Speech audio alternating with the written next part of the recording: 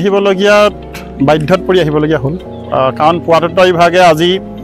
2015-16 চনত যেতিয়া স্বৰ্গদেউ চুকাফা মৈদামটো পাইছিলে যে তেওঁলোকৰ মানে এনেকেদি মানে সংৰক্ষণ কৰিব লাগে আমুক কৰিব লাগে সেই কথাটো তেতিয়া আমি অৱগত কৰিছিলোঁ কৰাৰ পাছত তেওঁলোকে দেখিলোঁ আজি 2024 চন হ'লেই কিন্তু আজিলৈকে সংৰক্ষণ নহ'ল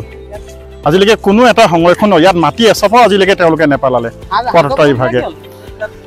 আৰু 2018 চনত আমাৰ যেতিয়া দেউলাংগুৰিত সদৌ কোঁৱৰ বংশাৱলী আমাৰ হৈছিলে ধৰ্মেশ্বৰ কোঁৱৰ কাইদেউ আছিলে তেওঁলোক আৰু অতুল আছিলে আমাৰ তাৰপৰা কুশল কোঁৱৰ ককাইদেউ আছিলে তেওঁলোকৰ তত্ত্বাৱধানত আমি যেতিয়া নেকি কোঁৱৰ বংশাৱলী স্থাপন হৈছিলে হোৱাৰ পাছত 2018 চনত 3/6/2018 চনতে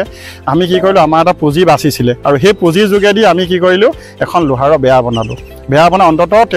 তেওঁ মৈদামস্থলীটো অন্ততঃ আমি চাকি এগছ জ্বলাবলৈ বা কিবা কৰিবৰ কাৰণে আমি এটুকুৰা সংৰক্ষণ কৰিছিলোঁ আপোনালোকে দেখিছে নিশ্চয় কেমেৰাৰ সন্মুখত তেতিয়াৰ পৰা আৰু 2018 চনৰ পৰা 3/6/2018 চনৰ পৰা আজিলৈকে লোহাৰৰ বেৰাডালত অকণো চৰকাৰখনে ৰং লগাব নোৱাৰিলে কিয়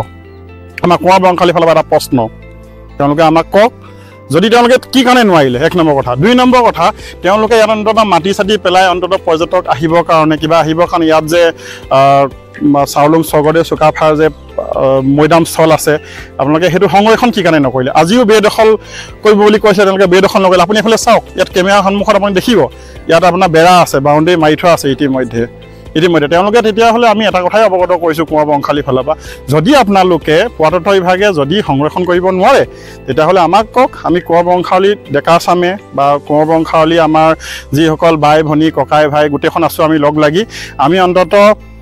এটকাকৈ গোটাই হ'লোঁ আমি অন্ততঃ আমাৰ নিজৰ পিতৃপুৰুষজনাক আমি সংৰক্ষণ কৰোঁ যি সময়ত চৰাইদেউ বিশ্ব ঐতিহ্য ক্ষেত্ৰ হ'বলৈ গৈছে ঠিক তেনে সময়তে চৰাইদেউ মৈদামৰ কাষতে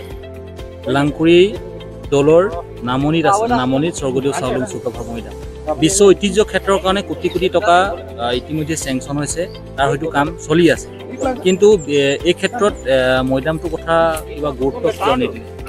মৈদামৰ কথা গুৰুত্ব কিয় নিদিলে সেইটো কথা এতিয়ালৈকে আমি গম পোৱা নাই তেওঁলোকে অন্ততঃ এটা কথা আমি গম পাইছিলোঁ যে প্ৰতিটো মৈদাম সংৰক্ষণ কৰা হ'ব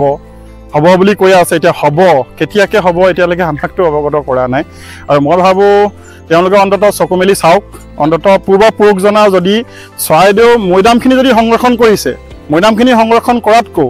এক নম্বৰ কথা, লগতে মেইন যিজন পূৰ্বপুৰুষ আছিলে, যিজনে হাত ৰাজ মাৰি এক ৰাজ কৰিছিলে, 600 বছৰ ৰাজত্ব কৰিছিলে, তেওঁৰ ভাগৰ মৈদামটোহে প্ৰথম সংৰক্ষণ কৰিব লাগে, তাৰ পাছত বাকীখিনি তেওঁলোকে মৈদাম সংৰক্ষণ কৰে। শেষত দাবী কি জনায়? দাবী এটাই জনাইছোঁ চৰকাৰক, যদি চৰকাৰে স্বৰ্গদেউ চাওলুং চুকাফাৰ মৈদামস্থলী সংৰক্ষণ কৰিব নোৱাৰে, তেতিয়াহ'লে আমাৰ কোঁৱৰ বংশাৱলীক তেওঁলোকে এখন লিখিত দি দিয়ক। ইতিমধ্যেতো আমি তেওঁলোকৰ পুৰাতত্ত্ব বিভাগৰ অফিচত আমি যামেই, অফিচত গৈ আমি